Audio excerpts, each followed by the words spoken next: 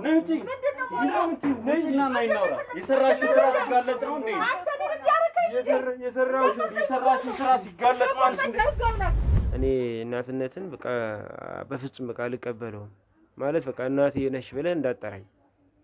ምንም ሆነ ምንም የእናትህን ቃል ካላከበርክ እናቴ ነች ብለህ እንዳትመጣ እንደውም እኔ ጋር አለችኝ። እንዲፈጠር ያደረገችው እኔን በእኔ ጥላቻ እኔን ጥሩ በቃ እኔ እንጃ ወይ ቀርባ በደንብ ባላወቀችኝ ነገር ስለኔ መጥፎ ነገር ነው የምታስበው። ምን እንዳደረግኳት ሁሉ አላውቅም እውነት ለመናገርና በቃ የበፊት ህይወቴና የአሁኑ ሳስተያዩ በጣም ትንሽ ችግር አለ። ብቻ የበፊቱ ላይፌ ተመልሶ በቃ እኔም ሙሉ ጤነኛ ሆኜ ገብቼ ሰላም ወጥቼ ሰላም የምገባበትን ቀን ነው የምመኘው። ለዚህ ስላበቃሽኝ ይቅርታ አድርግልኝ እባክሽ። ይቅር በይኝ። ይሄ ነገር መጥቶ ከሰዎች እንዳልቀላቀል፣ ከሰው ጋር እንዳልገናኝ፣ ከበረት እንዳልወጣ አስበው። እኔን ሰው ሆኜ አሁን ከከብት ጋር እንደዚህ አይነት ነገር እንድፈጽም ያደረገችው ባለ እናት ተብዬዋ ነች። አስደሳች ዜና! ሰመር ሪል ስቴት አዲስ በለቀቀው ሳይት ላይ ለውድ የዞላ ቤተሰቦች ለ20 ሰዎች ብቻ 10% ቅናሽ አድርጓል። በከተማችን እምብርት ቡልጋሪያ አደባባይ የህልሞን ቤት ባለቤት የሚሆኑበት ልዩ ዕድል ከሰመር ሪል ስቴት ውብ ሰፊና ዘመናዊ የመኖሪያ አፓርትመንቶችን በባለ 1 በባለ 2 እና በባለ 3 መኝታ አማራጮች እንደ ምርጫው ተዘጋጅቶሎታል። በካሬ 89 ሺህ ብር ብቻ በ10% ቅድመ ክፍያ ውሉን ይሰሩ። የ50% የባንክ ብድርም ተመቻችቶሎታል። ምን ይሄ ብቻ! የንግድ ሱቆችንም ከ1 ሚሊዮን ቅድመ ክፍያ በከተማዋ እምብርት ላይ ያገኛሉ። የታላቅ ቅናሽ ለውስን ጊዜ ብቻ ስለሆነ ፈጥኖ በ0972 999814 ላይ ይደውለው። ሰመር ሪል ስቴት አሁን በደንብ ጤናውን ተመልሶ በደንብ የተሻለ ስራ ላይ እንዲሆን ነው የምፈልገው። ምክንያቱም ጥረቴም ልፋቴም እዚህ ጋር ብቻ እንዳይቆም አይደለም። ትወዳለች እንደሚመስለኝ እንዳየኋት ከሆነ እንደገና ከባለቤቴም ለማፋታት ብዙ ጥረት አድርጋለች። በቃ ለኔን ህይወት ለማመሰቃቀል ለማሰናከል ያልቆፈረችው ጉድጓድ የለም። ሊነግሩህ የቻለ ሰው አለ? እናትና አባት ሲሞቱ እሷ በምን መንገድ ልታገኝ ቻለች? ህጋዊ አንተን የማሳደግ አዳፕት የማድረግ ፍቃዶችስ አላት ወይ? ህግ ነው ወይ አንተን አሳልፎ የሰጠ? እነዚህ ነገሮች አጣርታል? እኔ ምን በደልኩሽ? ምን በድዬሽ ነው? ከሱ ለመለያየት ከሱ ጋር ሁሉ ነገሬን ልፋቴን በሙሉ መና ማድረግ ፈልጋለች። ግን እግዚአብሔር ጋር ደግሞ አይሳካላትም። ምን አስከፋዋት? ወይ ምንም አልተናገርኳት ወይ ደግሞ ምንም ፍቅር አልቀነስኩባት። እናቴ ብዬ አምኛታለሁ። ያመንከው ደግሞ ሰው ሲከዳ እንዴት ነው የሚሰማው ውስጥ? ይሄ ነገሯ በጣም አሁን በቃ ሳስበው እኔ አንዳንዴ ከሷ ጋር መኖሬ ራሱ በጣም ነው የሚገርመኝ። ቤተሰብ እንደዚህ የሩቅ ዘመድ ምናምን ካለ ህጋዊ በሆነ መንገድ ነው ወይ ልታሳድገ የቻለችው የሚለው ወደኋላ ተኪዶ መጣራት ያለበት ጉዳይ ይመስለኛል። በህይወት እንደሌሉ ብቻ ነግራኛለች። ከዚህ በኋላ እነሱን ማሰብ እንደሌለብኝ እኔ በቃ እናትህ ነኝ፣ እንደ እናትህ ይሄኝ በቃ እናትህ አርፋለች፣ ግን እንደ እናትህ ብላ ካደኩኝ በኋላ ነው የነገረችኝ። ሚስትህ በተደጋጋሚ ስትል የነበረው እናቱ ግቢ ውስጥ ሌላ ሴት ሁላ አስቀምጣለት ነበር ነው። እውነት ተዘጋጅቶልህ ነበር እንደዛ? ከዚህ በፊትም ባለቤቴ ስትነግረኝ የነበረው እሷ አትሆንህም፣ ከእሷ ተለይ። ብዙ ጊዜ በተደጋጋሚ ከእሷ ጋር የምከራከረው ለካ እሷ ይህን ነገር ታውቃለች መሰለኝ። እሷ እንዳደረገችበት እርግጠኛ ስለሆንኩ ነው እንደዛ በኮንፊደንስ የተናገርኩት እንጂ ባይሆን ኖሮ ሰው ያለ ወንጀሉ ወንጀል ሰራ ብዬ የማስብ አይነት ሰው አይደለም። ቤተክርስቲያን አባቶችም ጸበል እያጠመቁኝ እምነት እየቀቡኝ እንዲሁም ጸሎት እያደረጉልኝ ለዚህ አብቅተውኛል። አሁን በቃ ከበፊቱ በጣም የተለየ ሙሉ ጤነኝነት እየተሰማኝ ነው የሚገኝ። ነንቺና ማይናውራ የሰራሽው ስራ ሲጋለጥ ነው እንዴ? የሰራሽው ስራ ሲጋለጥ ማለት እንዴ?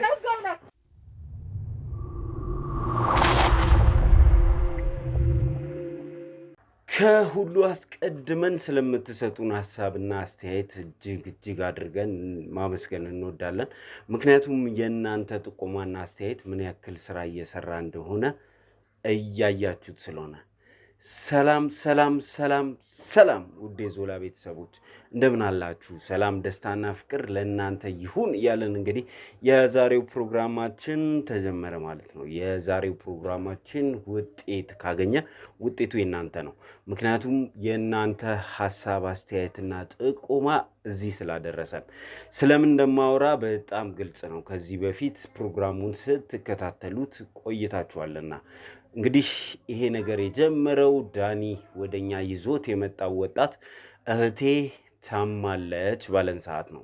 የታመመችው ደግሞ ባለቤቷ ከላም ጋር ከእንስሳ ጋር ግንኙነት እያደረገ የተለያዩ በሽታ ምንነቱ ያልታወቀ በሽታ እህቴን ሊያስይዛት በቅቷል የሚል ውንጀላ ይዞ ስለመጡ ነው። እንግዲህ ይህንን ውንጀላ ተከትሎ ይህንን ነገር እያደረገ ነው የተባለው ሰው የሚገኝበት ቦታ በመሄድ ድብቅ ካሜራ አስቀምጠን ድርጊቱን ሊፈጽም ሲል እጅ ከፍንጅ ይዘነዋል። ከተያዘም በኋላ ስለ ጉዳዩ አምኗል። ይህንን ድርጊት የምፈጽመው በራሴ ሳይሆን ከውጭ የሚገፋፋኝ አካል አለ። ይህንን ድርጊት ስፈጽም መፈጸሜን እንኳን አላቅም፣ ምክንያቱም እኔ አይደለሁም በሰዓቱ ብለዋል።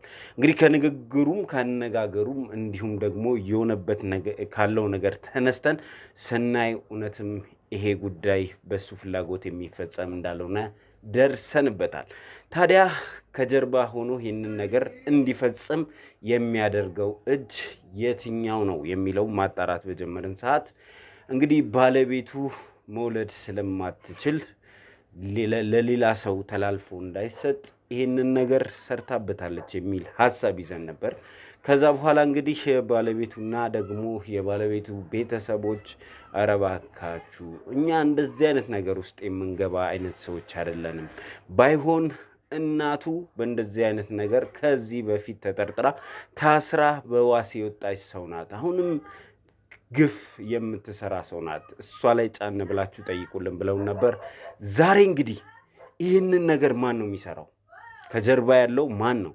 ይሄ ሰው ያለ ፍቃዱ ይህንን ድርጊት እየፈጸመ እንደሚኖር ደርሰንበታል። ማን ነው ይህንን ድርጊት እያስፈጸመው ያለው? እንግዲህ ከጀርባ ያለው የመተት ጉዳይ የሚጠራበት ቀን ነው ዛሬ። እንግዲህ ብዙ ሰዎች ብዙ ነገር ነግረውናል። ስለዚህ በቀጥታ ውጤታማ የሆነ ጉዞ የምናደርግበት ቀን ነው የሚሆነው። እስከ መጨረሻ ድረስ ከኛ ጋር ከሆናችሁ ከዚህ ድርጊት ጀርባ ያሉ ሰዎች እንዳለ ተለቃቅመው ለሕግ የሚቀርቡበት ወንድማችን ወደ ጤናው የሚመለስበት ምናልባትም የመጨረሻው ፕሮግራማችን ነው የሚሆነው። እስከ መጨረሻ ድረስ ከኛ ጋር ከሆናችሁ በመግቢያው ላይ ያያችኋቸው ለየት ያሉ ነገሮችና እንዲሁም በጣም ብዙ አዳዲስ ነገሮች ይከሰታሉ። ስለዚህ ይህንን ቪዲዮ ላይክ በማድረግ ጀምሩ፣ ለወዳጅ ዘመዶቻችሁ ሼር በማድረግ አድርሷቸው። ከዛ በመቀጠል እንግዲህ ሀሳብ አስተያየታችሁን አስፍሩ። የእናንተ ሀሳብና አስተያየት መንገድ ይጠቁመናልና እስከ መጨረሻ ድረስ ከኛ ጋር ሆናችሁ ይህንን ፕሮግራም ይዩት ለማለት የምወደው እኔ ዘላለም ዘገየ ነኝ። እስከ መጨረሻ ድረስ አብራችሁኝ ነው።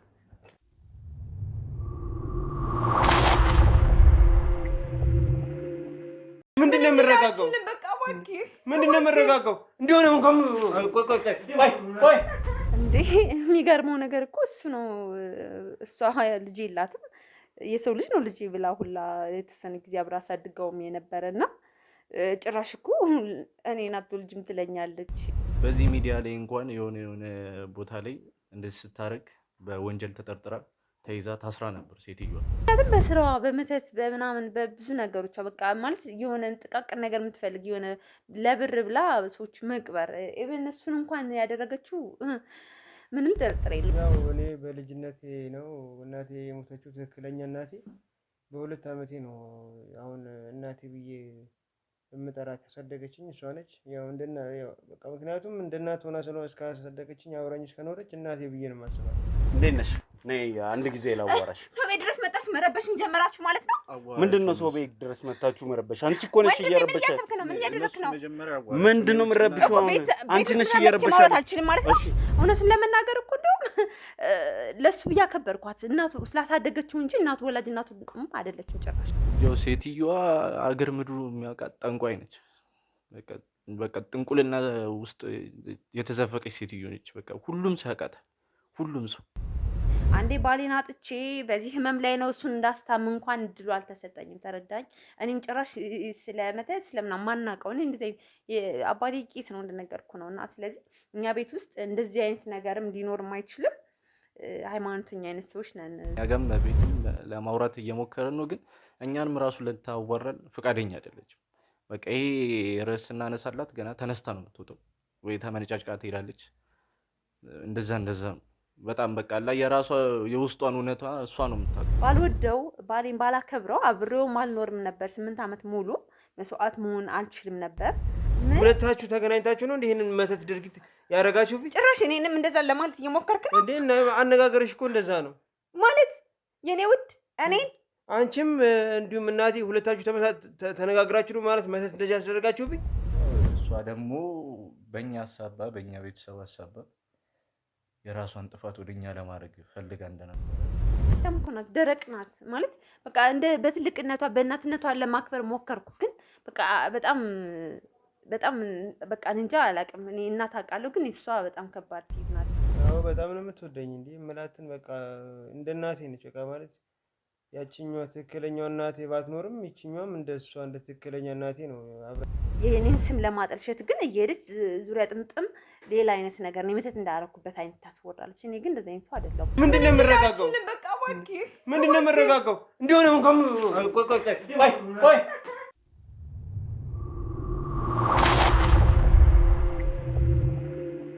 እሺ እንግዲህ ውድ ተመልካቾቻችን ተመልሰን መጥተናል። ያው እንግዲህ ሰሞኑን በጣም ብዙ ነገሮች ተከስተዋል። ብዙ ነገሮች አይታችኋል በዚህ ፕሮግራም። ምናልባትም ወንድማችን ሙሉ በሙሉ ጤናማ ሆኖ ሙሉ ታሪኩን ከሱ አንደበት አልሰማንም።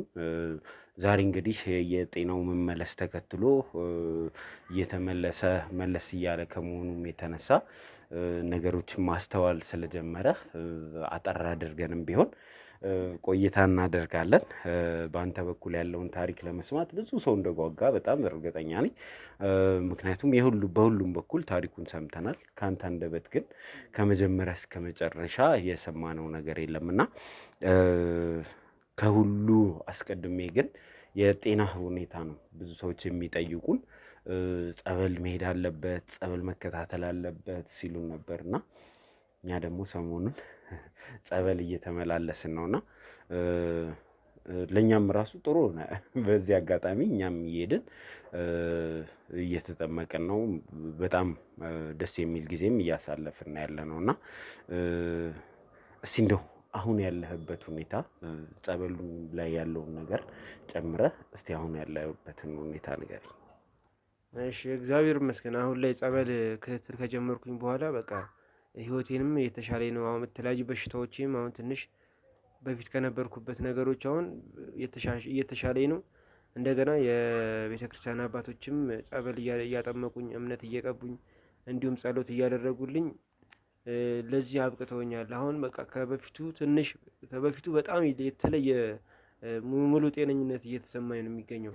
ይሄ በፊት የሚያስጨንቀኝ የሚያስቸግረኝ ነገሮች ሁሉ አሁን ትንሽ እየቀረፉልኝ ነው ያሉት እና በዚህ በጣም ደስ ይለኛል። እና በቃ እግዚአብሔር እድሜና ጤና ይስጣቸው ለዚህ ላበቁኝ አባቶች። በቃ እናንተም ደግሞ ጎን የሆናችሁ ምንም ሳትሰለቹ በቃ ምንም ብናገርም ማላውቀውን ነገር ባስቀይሜያችሁ ሊሆን ይችላል ብዙ ነገሮችን ችላችሁ እስከዛሬ አብራችሁን ስለቆያችሁ በጣም አመሰግናለሁ።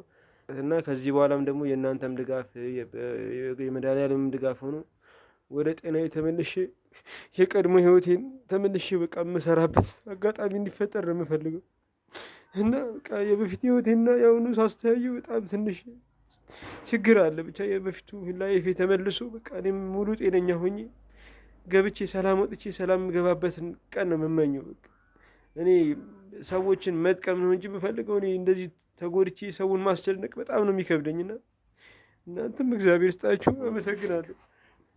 አንተም እግዚአብሔር ይስጥህ ስለተባበርከን ነው ብዙ ነገር እየሆነ ያለውና ራስን አበርታና ጉዟችን ይቀጥላል። እንግዲህ እስከ መጨረሻው ድረስ ሙሉ በሙሉ ወደ ጤና መመለስህ በአባቶች እስኪረጋገጥ ድረስ በርትተህ እንግዲህ መቀጠል አለብህ። አንተን እዛ ጸበል ቦታ እንድትኖር ያላደረግንበት ምክንያት በሆነ አጋጣሚ እንግዲህ አምልጠህ ሌላ አይነት ህይወት ውስጥ ገብተህ ድጋሚ ልናገኝ ስላልፈለግን ነው። እኛ ጋር አድርገን እንደዛ በሌሊት እንግዲህ ልጆችም እግዚአብሔር ይስጣችሁ የዚህ ክሩ አባላት በጣም ነው የማመሰግነው። በእናንተ ነው ብዙ ስራ እየሰራን ያለ ነው። በእናንተ ነው ከተመሰገንም ሰዎች እያመሰገኑ ነው ያሉትና እናንተ በምትሰሩት እናንተ በምታደርጉት ጥረት ነው ሌሊት እየተነሳችሁ የምትሄዱ ልጆች እነ ብሩክ በጣም በጣም ነው የማመሰግነው። ሁላችሁንም ዮሐንስም ሁላችሁንም ስማችሁን እየጠራው ባመሰግናችሁ ደስ ይለኛል። ቀን በቀን ሌሊት እየተነሳችሁ መኪና እየያዛችሁ ከኛ ጋር እየሄዳችሁ እንደው እየታጀብን ነው እየሄድን የነበረውና ለኛም ደህንነት ሲባል ጭምር የምታደርጉትን ነገር እግዚአብሔር ይክፈላችሁ። ከልብ አመሰግናለሁ ማለት እፈልጋለሁ። ያንተም ጥረት ያንተም ለልጆቹ ታዛዥ መሆን ጥሩ ነገር እያመጣ ነው። ቀስ በቀስ ደግሞ ጤናህ ተመልሶ ወደ ስራ ተመለሰ። ያው እኛ እንግዲህ አንድ ነገር ከያዝን እስከ መጨረሻው ነው የምንሄደውና ጤና ተመልሶ ወደ ስራ ተመልሰ እንዳልከው ጠንክረህ ማየት እንፈልጋለን። ግን ያው ይሄ ከጀርባ የሰዎች እጅ እንዳለ በእርግጠኝነት አረጋግጠናል። አሁን ስሞች እየጠራ ነው፣ እንዴት እንደተሰራብህ የተሰራብህ ነገር የት እንደተቀበረ ጭምር ተናግራል። እግዚአብሔር ቢረዳን እንግዲህ ሰሞኑን ሄደን ከዛ ቦታ የተቀበረውን ነገር አውጥተን ለአባቶች እናስረክባለን። ግን የራስህ ሰዎች እንደዚህ እንዳደረጉ ስታቅ ምን እየተሰማ ነው? እኔ በጣም ነው በቃ የራስ ሰው ማለት እንዴት ካልጠፋ ነገር እንዴት የራስህ በየስጋ ዘመድም እንኳን ባትሆን እሷ እንዴት እንደዚህ አይነት ነገር አምኛት አብሬያት ሆኜ እኔ ማለት ከዚህ በፊትም ባለቤቴ ስትነግረኝ የነበረው እሷ አትሆንህም፣ ከእሷ ተለይ። ብዙ ጊዜ በተደጋጋሚ ከእሷ ጋር የምከራከረው ለካ እሷ ይሄን ነገር ታውቃለች መሰለኝ ባለቤቴና በተደጋጋሚ በቃ ከእሷ ጋር አትሆን እሷ አትጠቅምህም የምትለኝ ለካ የኔን ሀብቶች በእሷ ስምም ያደረገችው ይችኛዋ እናት ተብዬዋ ልታጠፋኝ እንደሆነ ቀድማ ስላወቀችባት ነው። እኔ ደግሞ እንደዚህ እናት በቃ ምክንያቱም እናት እንዴት ልጅ ላይ እንደዚህ ታደርጋለች ብዬ እኔ በፍጹም አልገምተውም። ምክንያቱም መልካም ባህሪ ነበር እያሳየችኝ ያደግኩት። አንድ ቀን እንኳን እኔ ላይ ክፋት ትሰራለች ብዬ ገምቼም አስቤም አላውቅም። እና ያንን ነገር ስትነግረኝ በቃ አሁን ይበልጥ ባለቤቴን ያመንኳት በቃ። ምክንያቱም አንዳንዴ በጣም ከልብ አምነህ ወደ አብሮ የኖረ ሰው ለካ እያደር የሆነ አብረ ያደግከው ሰው አብረ የኖርከው ሰው በኋላ ላይ ይጎዳል። እኔ ደግሞ እናቴ ስንት ዓመት እንግዲህ አስበው ወደ 30 ዓመት ነው 28 ዓመት አብራኛለች። ግን በዚህ 28 ዓመት ውስጥ አስበው እንደዚህ አይነት ነገር ለህይወቴ መሳካት ለህይወቴ ውጣ ወረዱን በቃ ከባለቤት ሚስት ካስኩኝ ጀምሮ ያደረገችብኝ ነገር እኔ በቃ ጥሩ ሆኖ መስሎ አልታየኝም። ምክንያቱም ሀብት ትወዳለች እንደሚመስለኝ እንዳየኋትም ከሆነ እንደገና ከባለቤቴም ለማፋታት ብዙ ጥረት አድርጋለች። በቃ ለኔን ህይወት ለማመሰቃቀል ለማሰናከል ያልቆፈረችው ጉድጓድ የለም። እና ይሄ ሁሉ ይሆናል ብዬ እኔ በፍጹም በህይወቴ ገምቻትም አስቤም አላውቅም። እና መድኃኒዓለም ይኸው እናንተን ጥሎልኝ ይኸው ከዚች መጥፎ ሴትዮ በቃ እኔ አሁን እንዳልከኝ በቃ መጨረሻ በቃ ያንን ነገር ይሄ ድግምቷል ይሄ መተት የምትሉት ነገር እሱን ነገር አንዴ ብቻ ከህይወቴ ይውጣልኝ። እሷን ማየት አልፈልግም። እሷም ተመልሳ መመጣም አይመስለኝም ከዚህ በኋላ። እና በቃ እኔ መድኃኒዓለም እናንተን የሚያክብርልኝ። እኔ በቃ የእሷ ላይፍ የኔን ላይፍ ለማመሰቃቀል ያልቆፈረችው ጉድጓድ የለም። ይኸው አሁን ከባለቤቴ ጋር አሁን ባለቤቴም ስታለቅስ ነበረ። በቃ እኔ በተናገርኳት ነገር ካለፈ በኋላ ነው የነገረችኝ። ምክንያቱም ያ ነገር ሲነሳብኝ የማወራውን አላውቀውም። ይሄ ነገር መጥቶ ከሰዎች እንዳልቀላቀል ከሰው ጋር እንዳልገናኝ ከበረት እንዳልወጣ አስበው። እኔን ሰው ሆኜ አሁን ከከብት ጋር እንደዚህ አይነት ነገር እንድፈጽም ያደረገችው ባለ እናት ተብዬዋ ነች።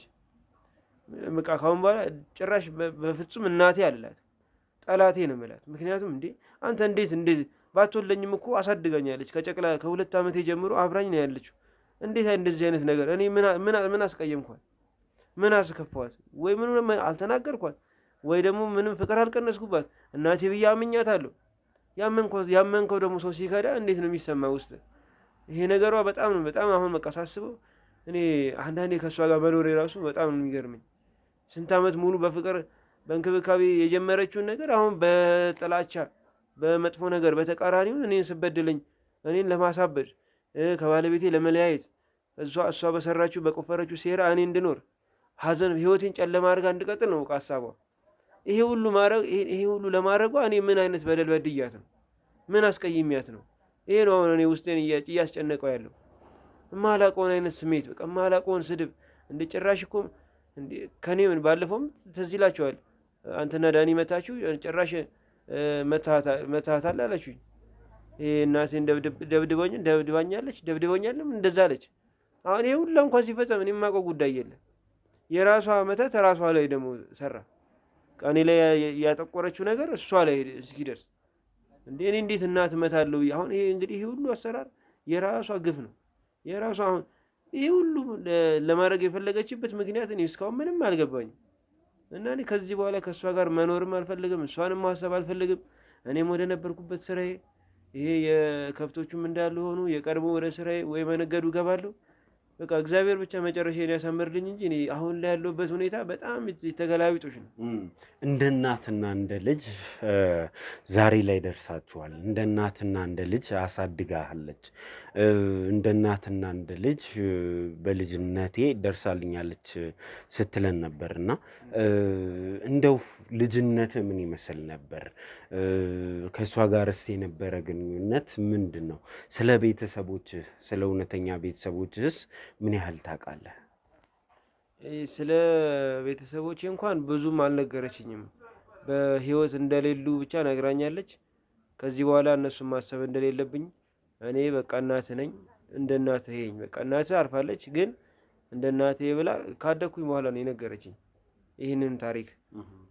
በሁለት ዓመቴ በልጅነትህ እንዴት ነበር የምታስባት? እንደ እናትህ ነበር የምታስባት? አዎ እንደ እናቴ ነበር የማስባት። ምክንያቱም በሁለት ዓመቴ የማስታወስ ችግር ማለት ልጅ ስለሆንኩኝ ማስታወስ አልችልም። ከዛ ካደኩኝ በኋላም ነው የሰዎች ጎረቤቶቼ ምናምን እንደዚህ ሲያወሩ ሰማሁ። ከዛ ይሄንን ነገር በሚስጥር እንደዚህ አደራ በቃ እንዳትነግራት እንጂ እናትህ ምናምን ብለው ጎረቤቶቼ ዘመዶች ያሉኝ እንደዛ እነሱ በፎቶ ነው ያሳዩኝ። የእናቴን ፎቶ የአባቴን ፎቶ በልጅነቴ ነው ካደኩኝ በኋላ ነው ያየሁት። እና እሷንም ደግሞ ሳናግራት እንደዚህ እያሉ ነው ስላት፣ አዎ ይሄኛው ማለት ስታደግ እነግርሃለሁ ብዬ ነበረ። በቃ ይሄንን ነገር ከሰማህ አዎ እንጂ በሁለት ዓመት ነው እናትህ የሞተችው። ከዛ በኋላ ነው እኔ የቅርብ ዘመድ ነኝ ብላ ነው የመጣችው እንጂ ያው ዝምድና እንኳን የለንም። ግን እንደ ዘመድ አስመስላ በቃ እኔ አንተን ማሳደግ አያቅተኝም እንደዚህ ብላ ነው የጀመረችው። ከዛ ያንን ነገር ስነግራት ምንም አልመሰላት። እንዴት ነው ልታገኝህ የቻለችው? ሊነግሩህ የቻለ ሰው አለ? እናትና አባትህ ሲሞቱ እሷ በምን መንገድ ልታገኝ ቻለች? ህጋዊ አንተን የማሳደግ አዳፕት የማድረግ ፍቃዶችስ አላት ወይ? ህግ ነው ወይ አንተን አሳልፎ የሰጠ? እነዚህን ነገሮች አጣርታል?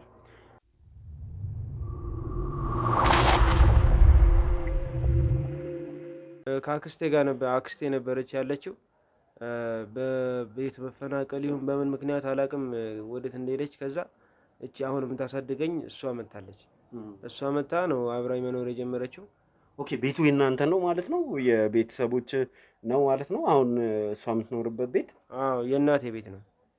የእናትና አባቴ ነው። ያው አሁን ሁለቱም በህይወት የሉም እና ማንም የለም። የዘመዴ ነበረች፣ ዘመዴም የት እንደገባች አናውቅም። ከዛ እሷ ነች በቃ በዘመድ ነኝ የቅርብ ዘመድ ነኝ እንደዚህ በሚለው መታ ነው እኔን ያሳደገችው። እንዴት አሳልፈው ሰጡ ነው እኔ እስካሁን ድረስ ጥያቄ እየሆነብኝ ያለው። ቤተሰብ እንደዚህ የሩቅ ዘመድ ምናምን ካለ ህጋዊ በሆነ መንገድ ነው ወይ ልታሳድገ የቻለችው የሚለው ወደኋላ ተኪዶ መጣራት ያለበት ጉዳይ ይመስለኛል። አዎ ግን አብዛኛው ነገር ማለት እኔ እንዳውቀው የምፈልገው ነገር እንዳላቅ አድርጋ ነው እንትን ያለችኝ። አመጣጧ እንደገና ዘመድ አዝማድ ምን እነዚህ ነገሮች ምንም ነግራኝ አታውቅም፣ እንዳውቅም አትፈልግም። ነገሮችን ሁሉ በቃ አድበስብሳ ነው በቃ ስለማንም እንዳታስብ በቃ እኔ እናትህ አለሁ ብላ ነው በቃ የእሷን ብቻ እንዳስብ አድርጋ ያሳደገችኝ። እንደው ልጅነት ላይ የምታስታውሰው ነገር አለ ወይ? ግንኙነታችሁስ በእርግጥ የእናትና ልጅ አይነት ነበር ወይ? ፍቅር ነበረ ወይ? የምትፈልገውን ነገር አግኝተህ ነው ወይ ያደግከው? እሷ እኔ ጋር ከመጣች በኋላ አዎ የሚያስፈልገኝን ነገሮች በሙሉ አድርጋልኛለች። የሚጠበቅባትን ሁሉ አድርጋኛለች፣ አስተምራኛለች። የእናትነት ፍቅሯን ሰጥታኛለች። በቃ የበፊት ላይፋችን ላይ ምንም አይነት እንከን አላየሁባትም። እስቲ ልጅነትን ወደኋላ ዞረህ አስታውሰኝ። አዎ ልጅ እያለሁ ተማሪ እያለሁ ራሱ በቃ በጣም ለእኔ ያላት አቀራረብ ለእኔ ያላት አመለካከት ሁሉ የሚገርም ለየት ያለ ነበረ። አብዛኛው እንደውም ሰዎች ጋር እንደሆነ አትፈልግም። አንዳንዴ በጣም ቁጥጥርም አላት። በቃ የትም ቦታ ብሄድ ተከትላኝ የምትሄደው አንዳንዴ በቃ ቤት ውስጥ እንድሁን ለምትፈልገው ትምህርቴ ላይ ፎከስ እንዳደረግ ነው የምታደርገኝ። በጣም ልዩ አክብሮት አለ። እናት ለልጇ የምታደርገው ነገሮች እንዳለ ኖርማል ነገሮች እያደረገች ነው ያሳደገች። አዎ እሱ ምንም አልቀረም። አሁን ነው እያደግኩ ስመጣ 18 ዓመት ሲያልፈኝ እንደዚህ አሁን ወጣትነት እድሜ ላይ ስደርስ ነው አሁን ያ አሁን በፊት የነበራት እንትን እየቀነሰ የመጣውና ፍቅር ህይወት ስጀምር በዚህ ወደዚህ አሁን ወደ ህይወት ልገባ ስል አካባቢ ላይ ተው ማንንም እንደዚህ አትመን፣ ሰው አትመን፣ ሊያጠፉ ነው የሚመጡት፣ እንደዚህ ትለኛለች። በቃ ከማንም ጋር እንዳትሆን፣ በቃ ከስራ ወደ ቤት ከምትውልበት ቦታ ስራ እንደጨረስክ ወደ ቤት ና፣ ማንም ጋር እንዳትተዋወቅ፣ ከማንም ጋር ሌላ ነገር እንዳትጀምር፣ እንደዚህ ብላኝ እኔ መቼ አክብሬ መጣሁና አሁን ነው የፍቅር ህይወት ከጀመርኩኝ በኋላ ነው እሷ ደስተኛ ያልሆነችው እንጂ ከዛ በፊት የነበረው ግንኙነታችሁ ጤናማና የእናትና የልጅ ነበር ማለት ነው? አዎ የበፊቱ ላይፍ በጣም ደስ የሚል ነበረ። እኔም ደግሞ እንደዚህ አሁን የተፈጸመው ነገር የለም ነበር። ልዩ እንክብካቤ ሰጥታን ያሳደገችኝ። አሁን የተቀየረችው በቃ እኔ ፍቅረኛ ከያዝኩኝ ጀምሮ ያለው ፓርት ነው። ከዛ ወደ ትዳር ስገባ በቃ እምቢ ብላኝ እየተቀየረች መይዛት። ከዛ በኋላ በቃ ለኔ ያላት እንትን እየቀነሰ መጣ። አስተያየቷ፣ አቀራረቧ ምናምን እሱ ነገሮች በቃ በጣም እንትን አለ። ከዛ ያው ከፍቅር አልፈን ደግሞ ወደ ትዳር ስንገባ እናቴ አልተቀበለችውም። እሱን ነበረ ልጠይቅህ ያሰብኩት። ከባለቤትህ ጋር በምን አይነት ሁኔታ ተዋወቃችሁ? ከፍቅርስ እንዴት ገባችሁ? ከፍቅር ወደ ትዳርስ እንዴት አሳደጋችሁት የሚለውን እስቲ እንደው ዘርዘር አድርገህ እንድትነግረን። እንደዚህ ተረጋግተህ ስላየሁ በነገራችን ላይ በጣም ደስ ብሎኛል። ታሪክህን በሚገባ እየነገርከን ነው። ከራስህ ጋር ነህ እንግዲህ። እግዚአብሔር ይመስገን። እግዚአብሔርን አመስግኑልን እናንተም እና ያለውን ነገር እስቲ ሙሉን ንገረን።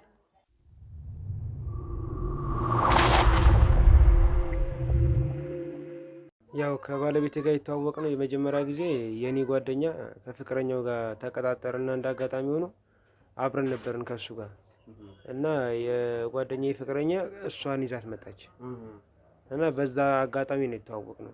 በዛ አጋጣሚ እኔም ወደ ፍቅር ራሱ ሊቀየር ቻለ። እንደዚህ አይነት አጋጣሚዎች እንዴት ወደ ፍቅር ወደ ትዳር እስከ መቀየር ድረስ ደረሰ?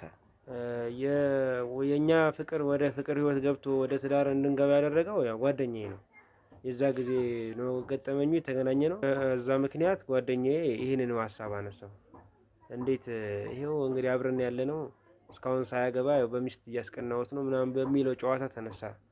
ከዛ በዛ አጋጣሚ ነው አይን ላይ ተያየን። እሷም የራሷን ነገር እንትን አለች።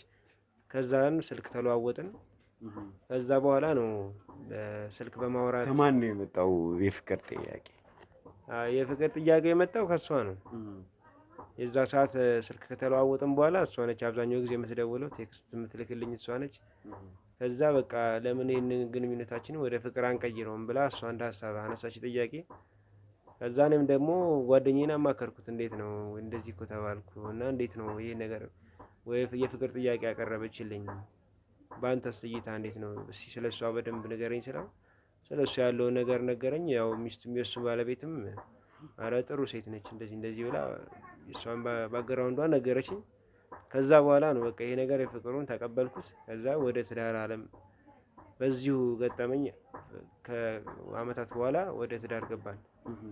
ከዛ ያው ትዳር ጉዳይ ላይ ከመድረሱ በፊት ሰው የሚያሳልፋቸው ነገሮች አሉ። እንዴት ነበረ እናንተ ስታሳልፉ የነበረው? ትዳር ልትገባ ስትል ወንድ ልጅ በጣም ይሰጋል እኮ። ትዳር ያሰጋል ወንድ ልጅ እና ኢኮኖሚካሊ ያስባል፣ ሌላም ነገር ስለ ቤተሰብ ያስባል። እናንተ ግን የትዳርን ውሳኔ እንዴት ልትወስን ቻልክ? ከትዳሩ በፊት መጀመሪያ ስለ ስራዬ ነገርኳት፣ ያለሁበትን ነገር ስነግራት እሷ ደግሞ በሀሳቦች ደረጃ በተለያዩ ነገሮች ደረጃ አብራኝ ሆና ትሰራ ነበረ። አብራኝ ታግዘኛለች፣ በሀሳብም በምንም ነገር በገንዘብ በቃ እኔ በሚያስፈልገኝ ነገሮች ጋር ሁሌ ያለች አብራኝ ነች። ከዛ ይሄንን ነገር የትዳሩን ነገር የመጣው ከብዙ ከመላመድና ብዙ አብረን ከመግባባት አልፎ አብረን እስከ መኖር ደረጃ ድረስ ነው። ከዛ ይሄንን የፍቅር ጥያቄው እንዳለ ሆኖ የትዳሩ ስንገባ ነገሮች ሁሉ አልጋ ባልጋም ላይሆኑ ይችላሉ። ያው እንደ አካሄዳችን ነው። ከዛ ይሄንን የትዳር ጥያቄም ስናመጣ መጀመሪያ አስበንበት ለዛ ለትዳሩም ተዘጋጅተንበት ተነጋግረን ተወያይተን ነው። ምክንያቱም እኛ ብቻ አይደለንም፣ ያው የጓደኛዬ ሚስትና ጓደኛዬም አንድ ላይ ሆነን አብረን በመነጋገር ነው ይህን ወደ ትዳር ዓለም ለመቀላቀል ያሰብነው። ከዛም ያው እሷም አብራኝ ማገዝ ጀመረች። ያው የሰሊጥ ንግዱም አብረን የምትሰራው ያንን ስራዎች በተደጋጋሚ በቃ እኔ ክፍለ ሀገር ምናምን ስለምመላለስ እሷ ደግሞ እዚህ ያለውን ነገር ኮንትሮል አድርጋ እሷም እዚህ ትሰራለች፣ እኔም እዛ እየሰራው ምክንያቱም ከሀገር ሀገር ስለምዘዋወር እኔም ያው ብቸኛው እንዳትሆን በሚለው እሷም እዚህ የራሷን ስራ አብረን የኔም ስራ እንዳለ ሆኖ እሷም አብራ እያገዘችኝ እዚህ አዲስ አበባ ውስጥ እሷ መስራት ትሰራለች። እና በዚህ ይሄ ነገር ነው አሁን ክፍተትም እንዳይፈጠር ብለን እኔ እዛ በሚሄድ ሰዓት እሷ አንድ ሳምንት ምናምን ስለምጠፋባት ያ ነገር በትዳር ላይ ደግሞ ስለሚከብድ ያንን ነገር በቃ የሆነ መራራቅ ነገር በዛ በዚህ ስራ ምክንያት። ስለዚህ እሷ ምን አሰበች፣ ይሄን የከብቱን አይዲያ መጣች።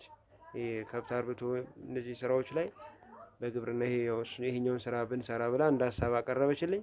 ከዛ ያው ያኛውን እንትን ከጓደኛዬ ጋር አሁን ከነገርኩ ጓደኛዬ ጋር ከሱ ጋር ነበር ሼር አድርገን የምንሰራው። ከሱ ጋር በቃ ያለውን ነገር ጨራረስን ተስማምተን። ከዛ ይሄ ወደ ግብርናው ዓለም ገባን ማለት ነው። ከዛ ያው አሁን ይሄንን ስራ እየሰራን ከዛ በኋላ ነው በቃ ይሄ ነገር ቀደም የነገርኩ ይሄኛውን ስራ ከጀመርኩኝ በኋላ ነው ያው ነው የምታሳድገኝ እናቴ ይሄ ነገር የተፈጸመው። እኔ ከመጀመሪያም ትዳሩን አልደግፍም ነበር የሚል ነገር በገዛ አንደበቷ ስትናገር ነበር። እናንተ ለመጋባት ስትወስኑ መቼስ ቤተሰብ ስለ ጉዳዩ ሰምቷል ይሰማልም። የሷ ምላሽ ምን ነበረ የእናት? አዎ በቃ የኔን ሀሳብ ምንም እየሰማኝ አይደለም። የኔን ሀሳብ ካልተቀበልክ በቃ ይሄ እኔ እናትነትን በቃ በፍጹም በቃ አልቀበለውም ማለት በቃ እናቴ ነሽ ብለህ እንዳትጠራኝ፣ ምንም ሆነ ምንም የእናትህን ቃል ካላከበርክ እናቴ ነች ብለህ እንዳትመጣ እንደውም እኔ ጋር አለችኝ። ከዛ በቃ በስንት ልመና መከራ ለመስማማት ሞከርን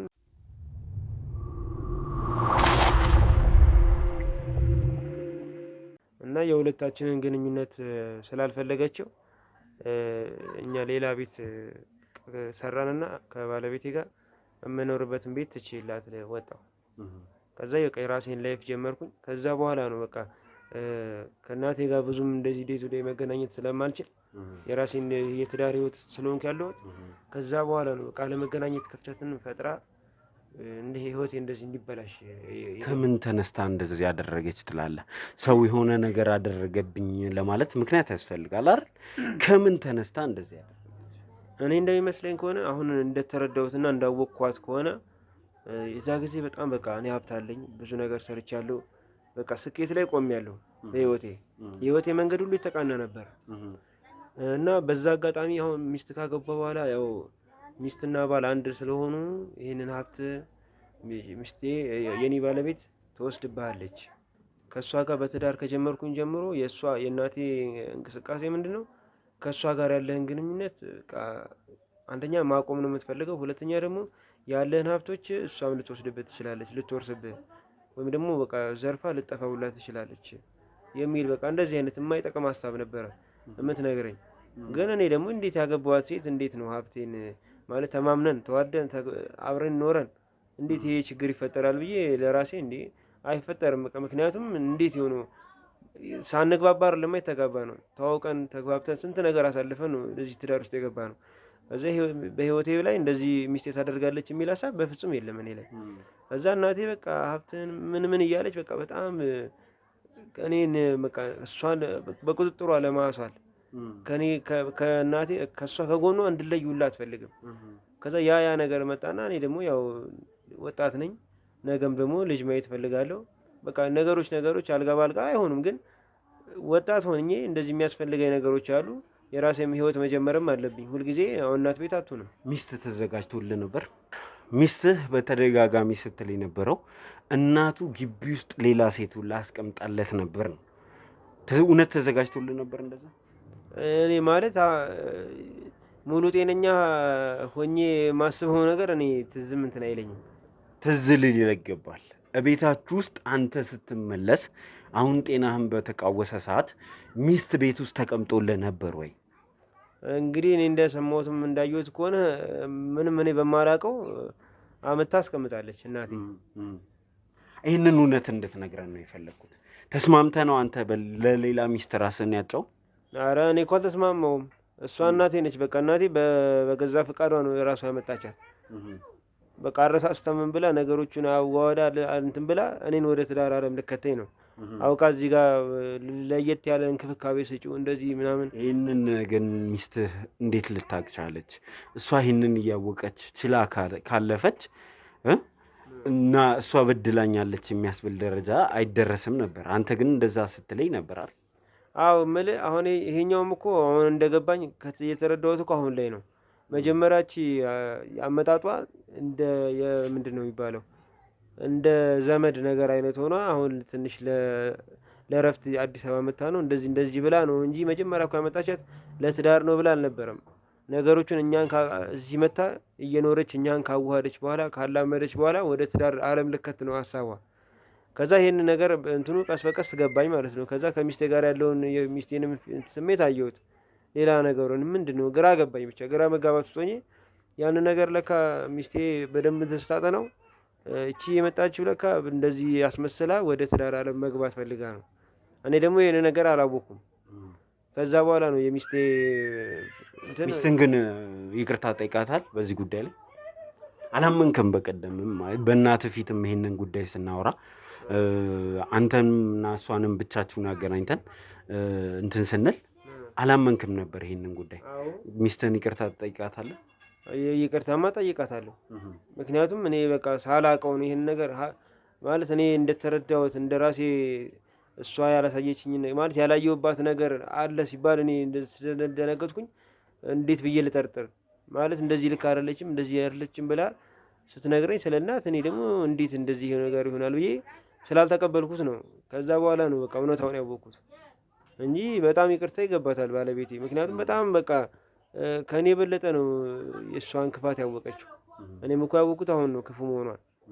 በቃ ህይወቴ ላይ እንደዚህ አይነት ነገር ውስጥ እንድገባ ያደረገችው ምክንያቱም አሁን ስላየሁት በቃ ትክክለኛ ሚስቴ ነች። እሺ እንግዲህ ካንተ ጋር በጣም ጥሩ ቆይታ እንዳደረግን እርግጠኛ ነኝ። ዛሬ ግን ይህንን ሁሉ በደል የፈጸመችና ተቀምጣ ሰላም አግኝታ የምትኖርበት ምንም ምክንያት የለም።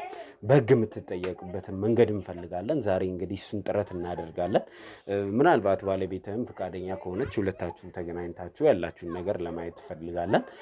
ስለዚህ ወደዛ ብናመራ ይሻላል። ቴንኪው ግን አንተ ነው። እሺ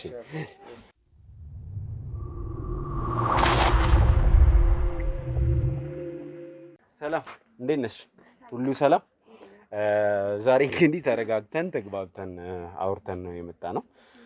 እዚህ ምንም ችግር የለውም ስላልሽ ይሄ የጓደኞችሽ ቤት ለመረበሽ አይደለም ዛሬ የመጣ ነው። ብዙ ነገር አወራን ከባለቤትሽም ጋር። አንዳንድ ነገሮች ባለመረዳት ባለመግባባት የተፈጠሩ እንደሆነ ገብቶናል። እንደው ምን ያህል ታውቂያለሽ? ምን ያህልስ እርግጠኛ ነሽ እናቱ እንደዚህ እንዳደረገችበት?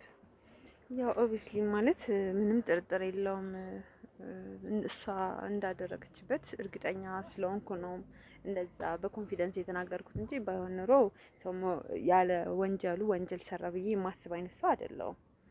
ግን ያው እርግጠኛ ስለሆንኩኝ ነው። ከባለቤትሽ ጋር ብዙ ነገር አውርተናልና ብዙ ጥረትም እንዳደረግሽ ሲናገር ነበርና እንደው አንቺ ባለቤቴ ስለሆነ ማድረግ የምችለው ሁሉ አለማድረግ አልችልም። ሰው ሁሌም ወደፊትም የኔ እርዳታ ሲያስፈልገው አጠገባለሁ ሁሌም ማለት ነው። ስለዚህ ደህናው ነው ደግሞ አሁን ደህና እየሆነ ነው እግዚአብሔር ይመስገንና ደስ ብሎኛል። ተረጋግቶ ቆሞ እንደዚህ አብሮን በማየትም ደስ ብሎኛል። ምን ትጠብቂያለሽ? ወደፊትስ ምን የሚሆን ይመስልሻል? ያው እንግዲህ ወደ ድሮ ማንነቱ ተመልሶ ወደ ድሮ አቋሙ ተመልሶ ስራ ላይ እንደማገኘው እንደማየው ተስፋ አድርጋለሁ። ያው እንግዲህ ወደፊት በተሻለ ሁኔታ ማለት አሁን በደንብ ጤናውን ተመልሶ በደንብ የተሻለ ስራ ላይ እንዲሆን ነው የምፈልገው። ምክንያቱም ጥረቴም ልፋቴም እዚህ ጋር ብቻ እንዲያቆም አይደለም፣ ወደፊትም አብሬው መጓዝ አይነት ነገር ነውና እሱ ትክክለኛ አይነት አቋም ሲደርስ እኔን ስለኔ ዋጋ አውቆም ላይፋችንን እንቀጥላለን። ስራም ላይ የተሻለ ከነበረን የተሻለ አቅም እንዲኖረን ሁነን ለሁለት በርተን እንሰራለን ብዬ ተስፋ አደርጋለሁ። በአጠቃላይ እሱ ደህና እንዲሆን ልንፈልገው እውነት ለመናገር ከሁሉም ነገር ከስራውም እሱ ደህና ሆኖ ሁሉ ነገር አውቆ ገብቶት እናቱ የምትባለውን ሴትዮ ራሱ በደንብ ስለሱ አውቆልኝ ሁሉ ነገር እንትን እንዲል ነው የምፈልገው። ተረዳኸኝ? ልብስ ብሎ እንዲያልፍ ምንም ነገር የምፈልገው ነገር የለም። ሁሉ ነገር ጠርቶልኝ ከዛ ላይፋችን በስነ ስርዓት እንደምንቀጥል እርግጠኛ ነኝና እንደዚህ ሆኖ ማየቴ ምናምን ለኔ በጣም ተስፋ አለው። ገባ ነገ የተሻለ ነገር ነውና እግዚአብሔር ማለት አፈረኝም እውነት ለመናገርና ልፋታችን ውጤት እያገኘ ነው ከናንተ እርዳታ ጋር ማለት ነውና በዚህ ሂደት ውስጥ እንግዲህ ባንቺና በባልሽ መካከል በተፈጠረው ነገር ውስጥሽ ቅያሜ ቅራኔ አላደረም?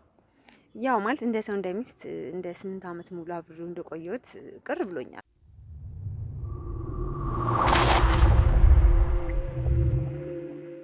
ያው በመሀላችንም እሷ ናት ክፍተት እንዲሆን ክፍተት እንዲፈጠር ያደረገችው እኔን በእኔ ጥላቻ እኔን ጥሩ በቃ እኔ እንጃ ወይ ቀርባ በደንብ ባላወቀችኝ ነገር ስለኔ መጥፎ ነገር የምታስበው ምን እንዳደረግኳት ሁሉ አላውቅም ለመናገርና ከሱ ለመለያየት ከሱ ጋር ሁሉ ነገሬን ልፋቴን በሙሉ መና ማድረግ ፈልጋለች። ግን እግዚአብሔር ጋር ደግሞ አይሳካላትም እና ቆርጭም የተነሳው እንዳይሳካላት ለማድረግ ነው። ምክንያቱም እግዚአብሔር ይመስገን እናንተ በደንብ ነገሮችን እየገባችሁ ነው እያወቃችሁልኝ ነው።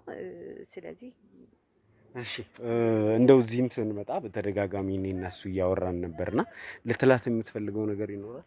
አዎ እኔ እስከዛሬ ማለት እናትህ እንደዚህ ነች ብላ እውነቱን ነግራኝ እኔ ግን የዛ ጊዜ አይ እናቴ እንደዚህ አታረግም ብዬ ተናገርኳት ክፉ ቃል ይቅርታ መጠየቅ እፈልጋለሁ። እና ያው ስለ እናቴ መጥፎ ነገሮች ስትነግረኝ ያው እናት በመጥፎ ነገር ስትነሳ ውስጥህን ይደማል ታውቃለህ። እና ያን ነገር አላመንኳትም ነበር። ግን አሁን ይሄ እውነት ሆኖ ስላገኘሁት ያው እስከዛሬ ላረክሽልኝ እስከዛሬ ለቻልሽኝ እንዲሁም ደግሞ ያው እናቴም በድላሽ እንኳን በቃ ማለት ውስጥሽ አውቀዋለሁ እንዴት ውስጥሽ የሚሰማሽ ስሜት አውቀዋለሁ። እስካሁን ላረክሽልኝ ነገር ለተንከባከብሽኝ እንዲሁም እየበደልኩሽ ይቅር ላልሽኝ ለእናቴም ደግሞ ያው እናቴ እየበደለችሽ እያስቀየመችሽ እያስከፋችሽ ነገሮችን ሁሉ ችለሽ ለዚህ ስላበቃሽኝ ይቅርታ አድርግልኝ እባክሽ። ምን ሆነ ነው ግዴታ እኮ ነው እባክህ ይቅር በይኝ እንዴ ምንም እኮ አላጠፋም አንተ እሺ ስላመመህ እንዴ ግዴታ እኮ ነው ይቅር በይኝ እባክሽ ይቅር በይኝ ምንም አላጠፋም ስላመመህ ብቻ እኮ ነው እኔ ውድ ባለ እባክሽ አመሰግናለሁ በጣም ነው የማመሰግነው ወደ ድሮ ማንነታችን እንደምንመለስ ተስፋ አድርጋለሁ እባክሽ አሁን መረጋጋት አለብህ በጣም ነው የማመሰግነው እሺ ቴንክ ዩ እኛን ጋር እንግዲህ ይሆናል የምናደርገውን ጥረትም እንቀጥላለን አንቺም በርቺ ግን ዛሬ ደግሞ ሁሉንም ፋይል መዝጋት ስላለብን እስቲ እናት ተብዬዋን ደግሞ ሄደን እናገኛት ሁለታችሁም ባላችሁበት ሄደን ብናገኝ ማግኘት አስፈላጊ ነው ማለት ባናገኛት ደስ ይለኛል ለሰራችሁ ስራ መጠየቅም ካለባት እንድትጠየቅ ወደ ህግ ቦታ መሄድ ካለባት ወደ ህግ ቦታ እንድትሄድ እናደርግ እንደዛ ነው የሚሻለው እሺ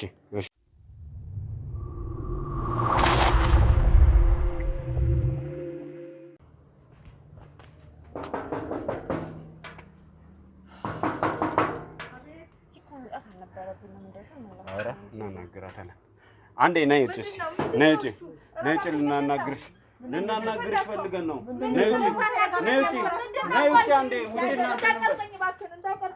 እሺ ነይ ውጪ ነይና እናውራ የሰራሽው ስራ ሲጋለጥ ነው እንዴ የሰራሽው ስራ ሲጋለጥ ማለት እንዴ እኔ ምን በደልኩሽ? ቆይ ምን በድዬሽ ነው? ነይ